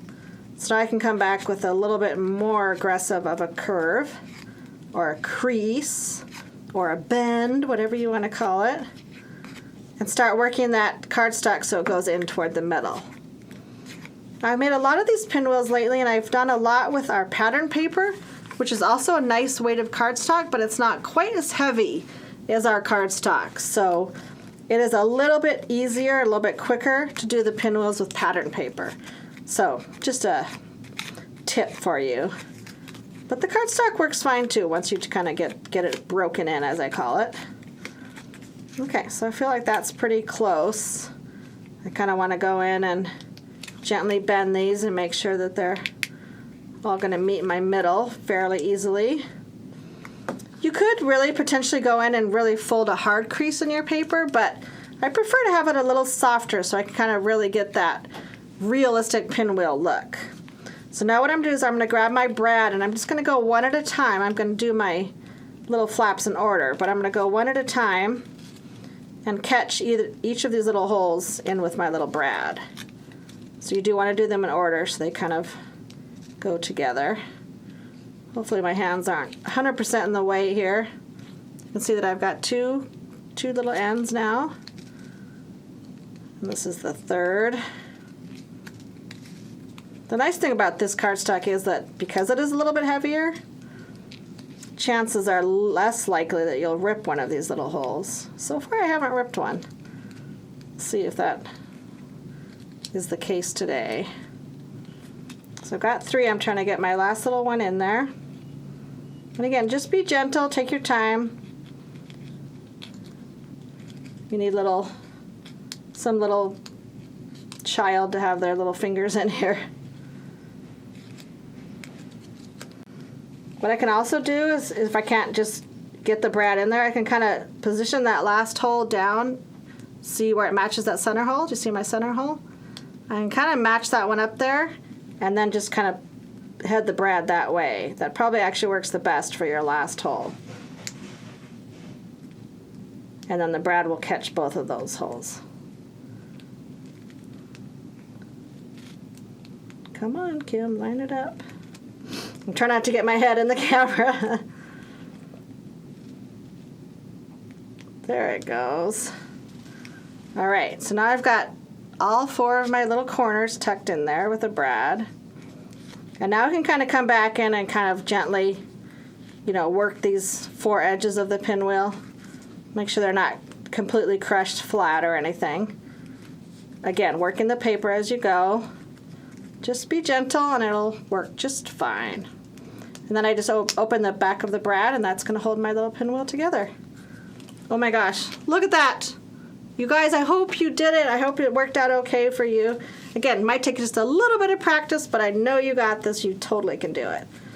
So cute. So I'm going to pop that up with a foam square, but I'm not going to add it to my card quite yet because I want to add my twine to this panel first.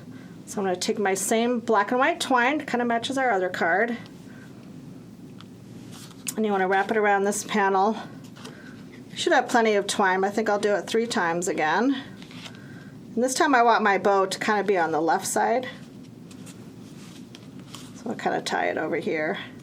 And I can adjust this if this needs to be a little bit higher. I think it's pretty close.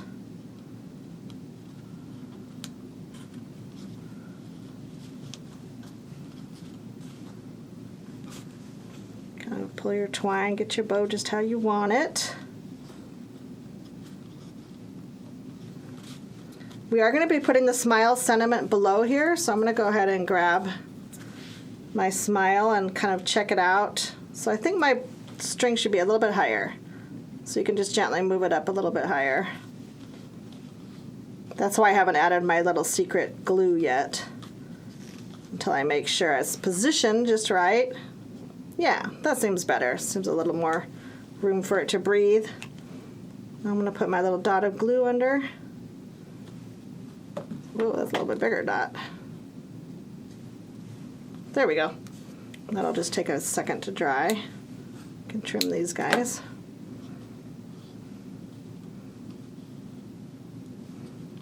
Make sure it's all fluffy. Okay, super fun. Now we've got kind of our twine positions. You want to do that first before you start adding the pinwheel and your little stick. Now your little stick has 2 little pointy ends. So you can go ahead and grab, see if I had a craft shear. I actually think I have craft shears here behind me. Let me grab them. So these are our craft shears, and they're really the best thing you want to do to trim your little wood piece, or if you have kind of a junky pair of scissors. I probably wouldn't use the detail shears. I don't know. It wouldn't hurt them, I don't think, but I do want the one end of my stick to be kind of, more square. Now I can kind of look at it and see if it's short enough. I think I want it a little bit shorter. So you might be trimming like 3/4 of an inch or so off. So there's your little stick for your pinwheel. I'm going to put it underneath the string. I'm going to kind of pop it up there. And now when I know where I want to place it, then I can come in with some foam square. And the foam square is going to do 2 things. It's going to pop up my pinwheel, but it's also going to help hold my stick in place. So I'm just going to kind of fold it around that guy and have it hold my little stick in place. Now I can position my pinwheel. How do I want it to be? Doesn't really matter, but I kind of have it at a little angle. The main thing you want to try to do is try to line up your brad with your stick, so that kind of gives the proper, lining up. So as far as the pinwheel, it doesn't really matter if it's a little off or a little skewed or whatever. It actually looks cute like that. But the main thing, again, is to line up your brad with your stick, and you will be good. Okay, so I'm going to still leave my smile. I'm not going to put my smile quite on yet because I'm going to do some gluing with that. So I think I'll kind of move this over here and finish assembling the rest of my card, which again is quite easy. I'm going to have your pool play card base here. And then you've got a rich coral mat, but the mat is trimmed a little bit differently. It's trimmed so it goes all the way to the top and bottom of your card base, so you'll see that there's not blue here or here. And we did that purposely, so it's just so a little bit of that rich coral can pop out behind your pattern paper. Just kind of adds that extra little accent and makes your card nice and sturdy too.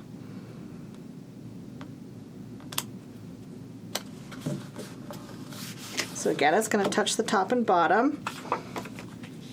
And then your pattern paper, I didn't use any foam squares on this. Again, you can if you want. You certainly don't have to. Oh, eek. All right, come on, tape. Be nice. Well, gee, it's just picking up that pattern paper. There we go. Good thing our pattern paper is nice and heavy. All right, by the way, isn't side B cute of this pattern paper? These are our Create and Bloom prints. They're so cute. I love both sides. Okay, so this one you're going to center just as a normal regular mat. And just a little bit of that coral is going to pop out at the top and the bottom. All right, so fun. Told you this was a quick card, right? Quick and easy. This will be a fun one to do multiples of. I am going to pop up this little square in the middle, this little die cut square.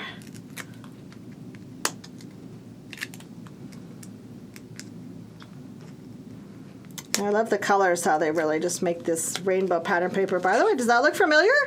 Kind of looks like our embossing folder, right?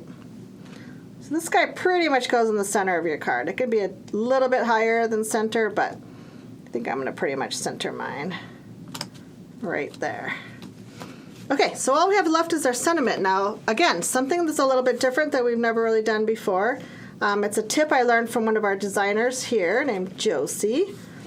She likes to use this fun foam. So we're going to show this in the live show on Friday with another project. But this piece that you already have cut out is made of just an inexpensive fun foam.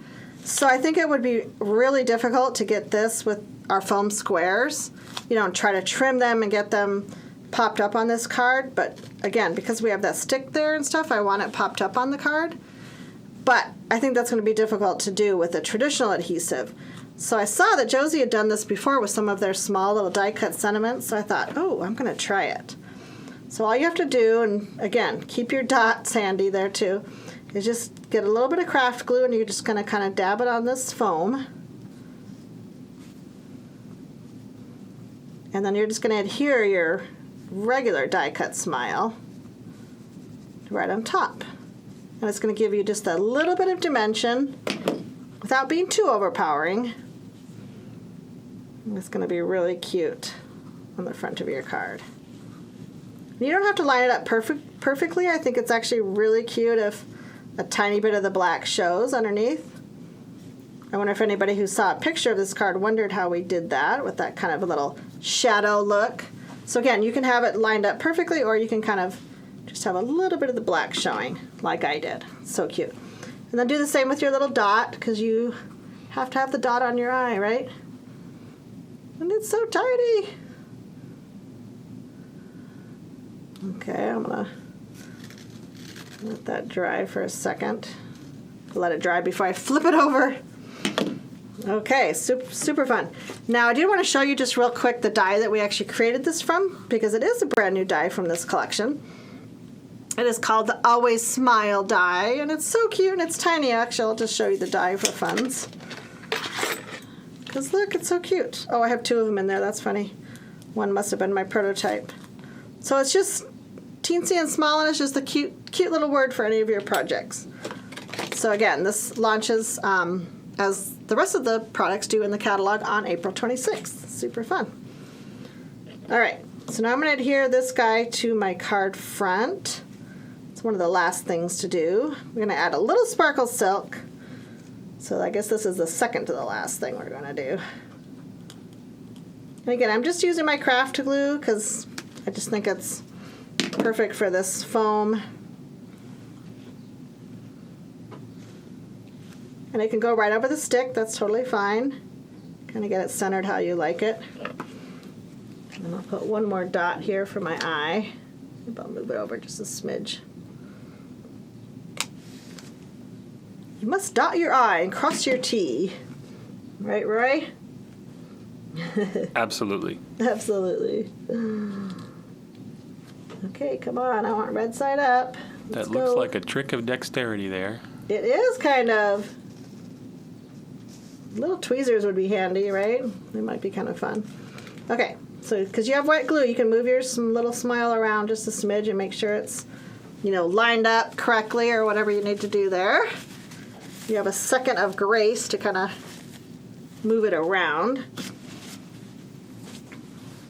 Okay, so again, the last thing we have to do is add a little bit of our fun sparkle silk, which I have right here. And this is one of our silk products. If you haven't used any of our silks before, they're so much fun. You do want to shake them gently to kind of get that fun metallic in there mixed around.